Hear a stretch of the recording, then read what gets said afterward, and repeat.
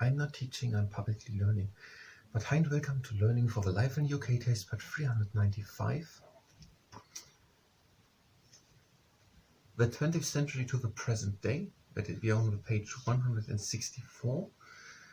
While doing Pilatic leg training, and if you participate in the Pilatic leg training, better set your arm mask. And starting with it, the first exercise, the Shishio Doshi. We're having one leg long out, flex foot, and we're tapping onto the ground, and we're lifting the foot again. So on the 6th June 1944, we were speaking about the Second World War right now. On the 6th June 1944, did the Allied forces land in the Normandy? And that day is known as the D-Day. So if you ask what was the D-Day, that is the 6th June 1944. On that day, the Allied forces landed in France, in the Normandy, in Western France. May 1945, the Allies comprehensively defeat Germany. So Nazi Germany is completely defeated. And on the 8th May, during May, and completely Germany is defeated. The official end is the 8th May 1945.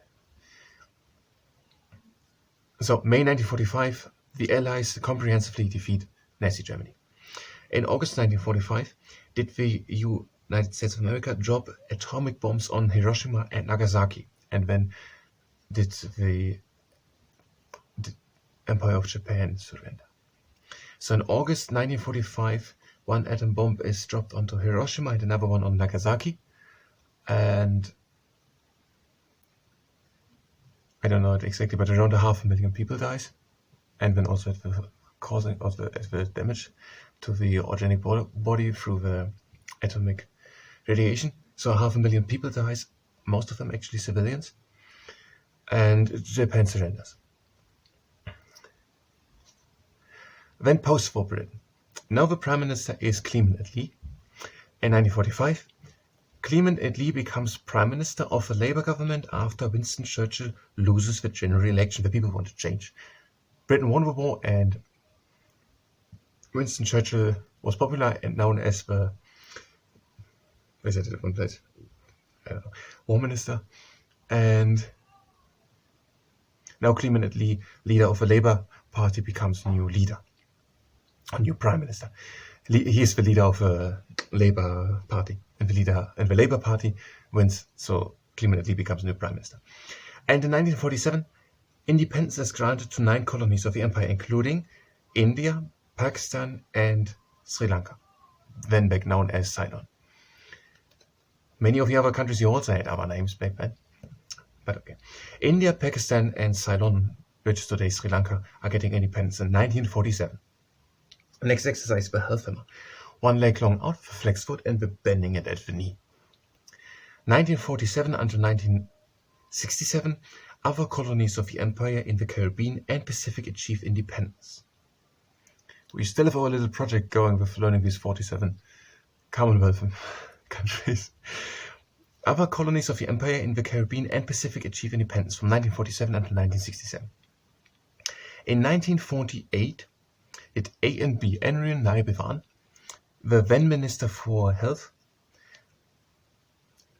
leading to the establishment of the NHS, the National Health Service or System. So 1948, Enrin Naibivan, he's the Health Minister, established the NHS, the National Health Service. The other leg. 1949, the Irish Free State becomes a republic.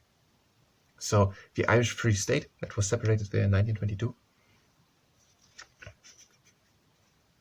Yes, separated in 1922. And the Irish Free State, so the southern part of Ireland, becomes now the Republic of Ireland. And they never said with the name in the whole book, Republic of Ireland. 1950, the UK is one of the first countries to sign the European Convention on Human Rights and Fundamental Freedoms. So in 1950, as the United Kingdom, one of the first countries, and also people from the United Kingdom were part of writing of this European Convention on Human Rights, and in that the fundamental rights of humans and fundamental rights of freedoms are in that European Convention on Human Rights. The next exercise, that is the hammerhead shark. We're having one leg out with the bent knee and the flex foot, and we bring it up and again out. In 1955, One, did Winston Churchill return as Prime Minister?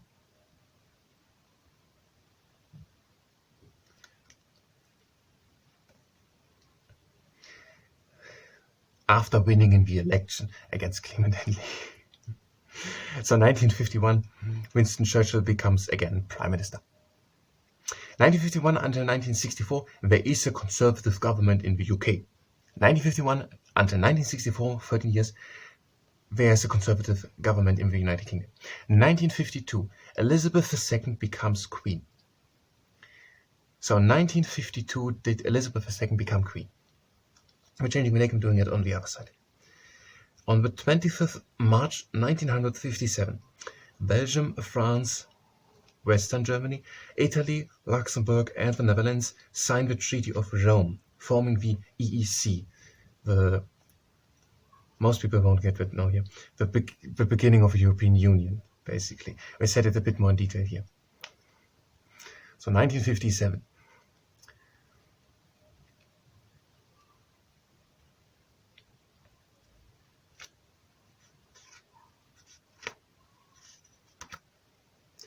West Germany, France, Belgium, Italy, Luxembourg, and the Netherlands formed the European Economic Community, EEC, in 1957. The EEC became a part of the European Union when it was formed in 1993. The UK was a full member of the European Union but did not use the euro currency. The UK formally left the European Union on the 31st January 2020. So the EEC was formed by Belgium, France, Western Germany, Italy, and Luxembourg, 1957, 25th March. And that was the beginning in a way of the European Union. And the next exercise. We're having one leg long out, but what are we doing? We bring it to the outside. And again in. 1958, the Prime Minister is given the power to nominate life peers. They included that here. And the life peers, the peers are the ones in the House of Lords.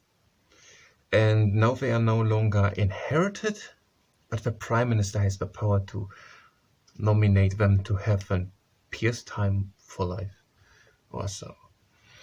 Then the swinging 60s. 1960s. They really ended. Okay, a little bit more.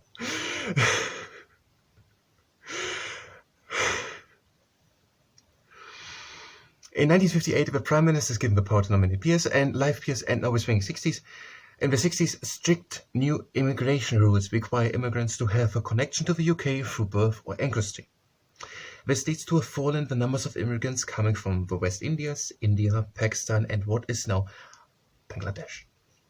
So the other leg to the outside, and we bring it out. So in the 1960s, in the spring 60s, the immigration rules get stricter, and people need to have a connection to the United Kingdom, or through birth or ancestry, a connection to the United Kingdom. And now way less people are immigrating from West Indies, India, Pakistan, and today Bangladesh, and we still don't know where West Indies is. But there's not a group of countries or so, like the Caribbean. That was a question, my microphone started good. 1964, Winston Churchill stands down as an MP at the general election. So that means in 1964 he did it again.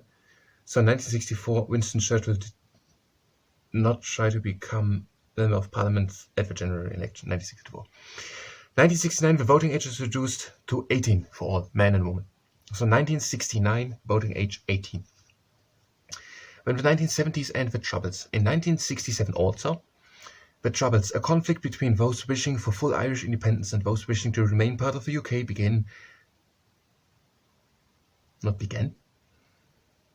is always in the present. Okay, begin in Northern Ireland.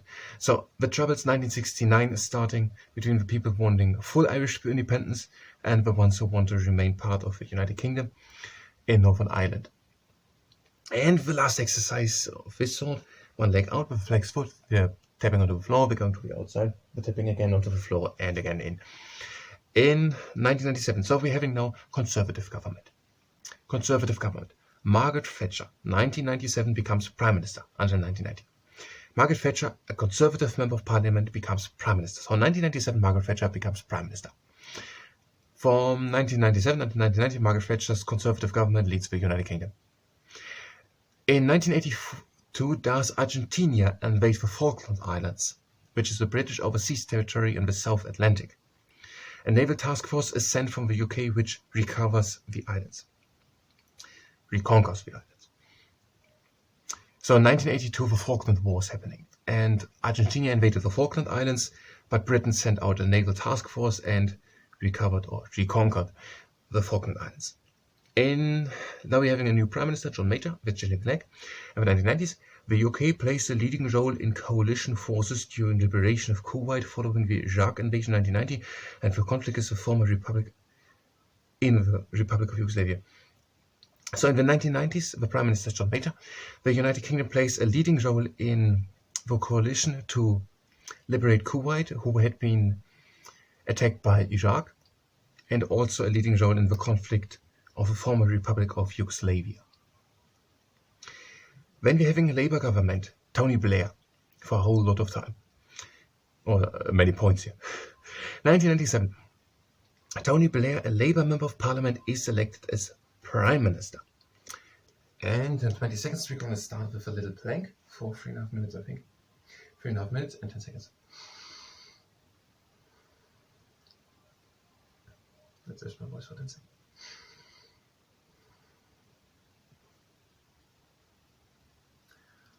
And starting for 3.5 minutes. Be able to high with backbench low. 1997, Tony Blair, a Labour Member of Parliament, becomes Prime Minister. So 1997, Tony Blair becomes Prime Minister. 1997, some powers are devolved from central government to give people in Wales, Scotland and Northern Ireland more control over domestic matters. So in 1997, more power was given from the Parliament in London, the Houses of Parliament, to devolved administrations in Wales, Scotland and Northern Ireland. In 1998, the Belfast, or the Good Friday Agreement, is signed in Northern Ireland, and that leads to the establishment of a Northern Ireland Assembly. 1998, the Good Friday Agreement, or the Belfast Agreement, and it leads to the establishment of a Northern Ireland Assembly. In 1998, the Human Rights Act incorporates the European Convention on Human Rights and Fundamental Freedoms into UK law. So in 1998, Britain says that the European Convention on Human Rights becomes part of UK law. So the basic rights of human living beings. In 1999 is the first Northern Ireland Assembly elected. In 1999, same year, the Welsh Assembly, Senate and Scottish government are formed. So in 1999, the first Northern Ireland Assembly is elected, and also the Welsh Assembly, the Senate and the Scottish government, the Scottish Parliament are formed. So after year 1997, some powers are devolved from central government to give people in Wales, Scotland and Northern Ireland more power. To control, did I just do that? More control over domestic matters. In 1999, hereditary peers lose the automatic right to attend the House of Lords. They now elect a few of their number, who are the few of their number, to represent them in the Lords. So hereditary peers lose the automatic right to attend the House of Lords. So they can no longer be part of Houses of Lords because they have hereditated that. And that means something like heritage, and that means receive it from someone who was previously there.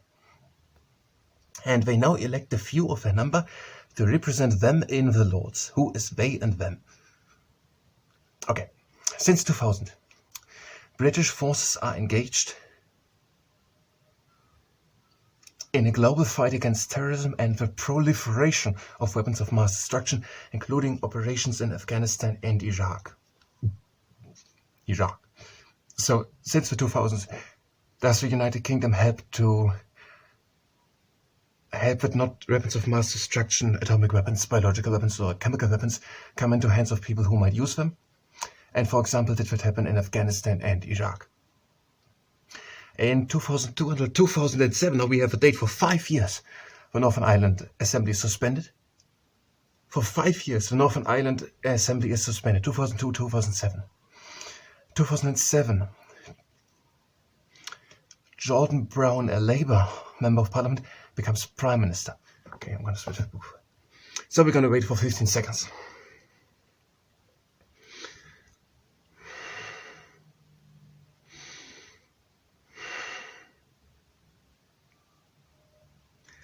And 3, 2, and that was it.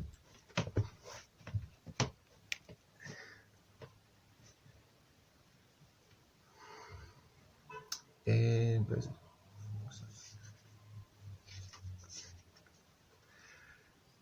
Gordon Brown, a Labour Member of Parliament, becomes Prime Minister 2007. Gordon Brown, 2007. Gordon Brown, 2007 Prime Minister. I don't have time. Thank you very much. And until next time.